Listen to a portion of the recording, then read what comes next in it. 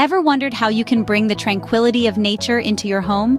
Indoor gardening offers a plethora of mental and physical health benefits. It's like a window to nature's peace, right in your living room.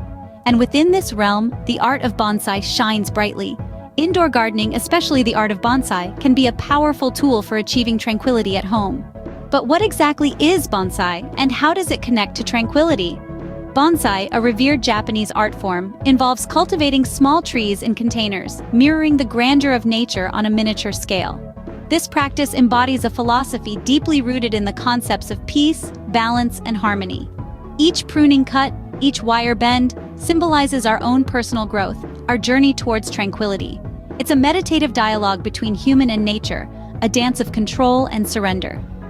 With bonsai, you are not just growing a plant, you are creating a sanctuary of peace within your living space.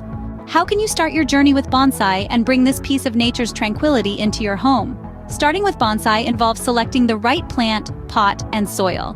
It's also crucial to find the perfect spot in your house.